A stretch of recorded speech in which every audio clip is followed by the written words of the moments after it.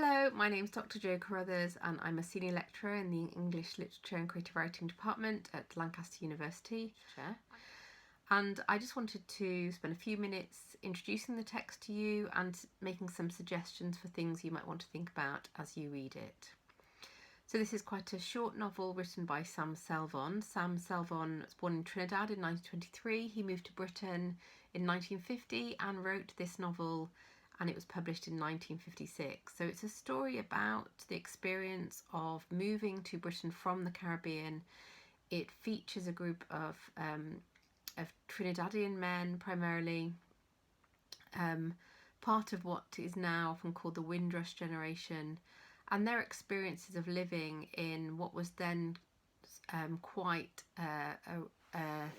a racist Britain in the 1950s, lots of prejudice against people of colour, and it's the experiences of trying to create a home, trying to belong, to live in 1950s Britain.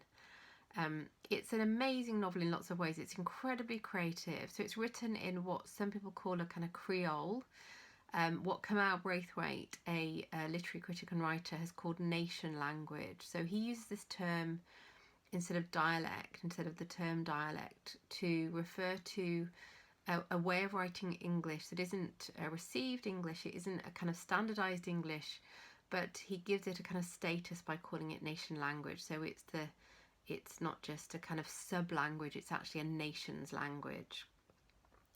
And it's this clearly Caribbean rhythm and sound in the novel. How we as 21st century readers, I'm a white woman reading in the 21st century, how he gets across the feelings and the experiences of those men in 1950s Britain. So kind of quite simple really in terms of thinking about what that style of writing does in terms of evoking that life and the feelings and the experiences and the tactile experiences as well. So think about the senses you're reading as well. He's bringing in a kind of soundscape through the very style of the writing. So think about the smellscape, the visual landscape, the different ways in which their life is portrayed. It's also an amazing novel because Selvon's very clever in terms of drawing on a whole swathe of artistic writings and cultural products in his work. So he names his main character, for example, Moses. So Moses is a very iconic name, the leader of the Hebrews in the Hebrew Bible or Old Testament. So maybe think about why he names his main character Moses, what that means. Think about Moses as a leader of people. That a lot of people know the story about, he's put out on the river in a basket and brought up by a princess, and he's kind of an exile in all sorts of ways, and he has a kind of dual identity. So might be worth thinking about the resonances of that story and why Selvon might call his character Moses. But also I'm going to suggest you think about Selvon's novel in terms of modernist writings that he's engaging with and drawing on. So the first line of the novel clearly invokes the poetry of T.S. Eliot.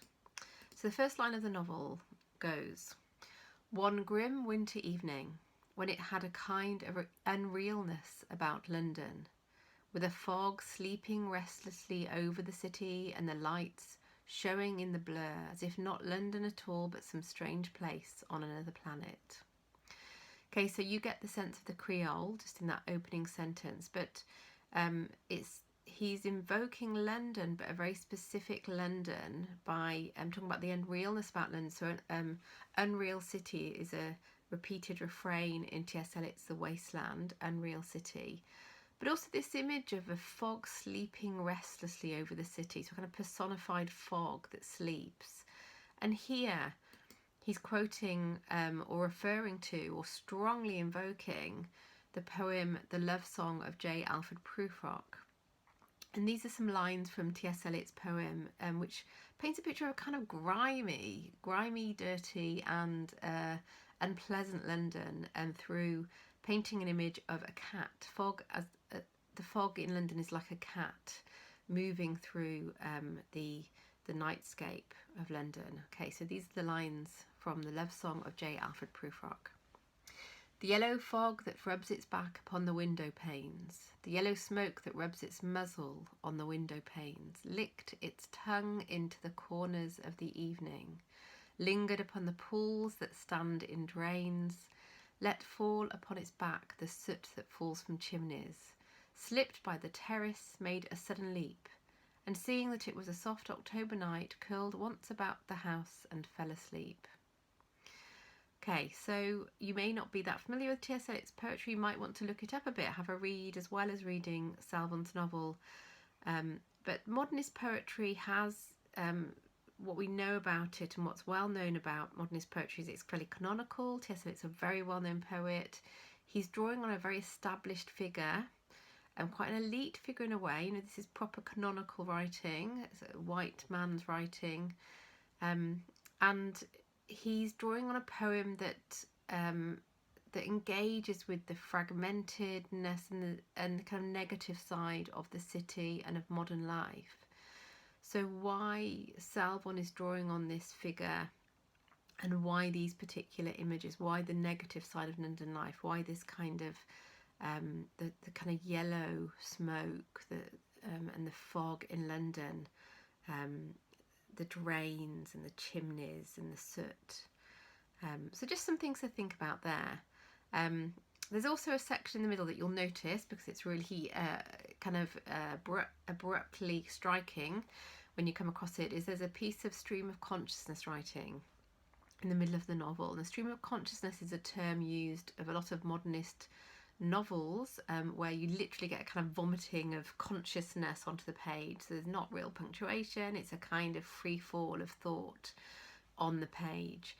So you might want to look that up, think about it a bit more, but just think about why Selvon writes in that way. Even on the surface of the novel, without really understanding the heritage of that form, how that kind of writing makes you feel, what kind of emotions it fits with, how effective it is as a mode of writing. So just to think about that as you're reading it.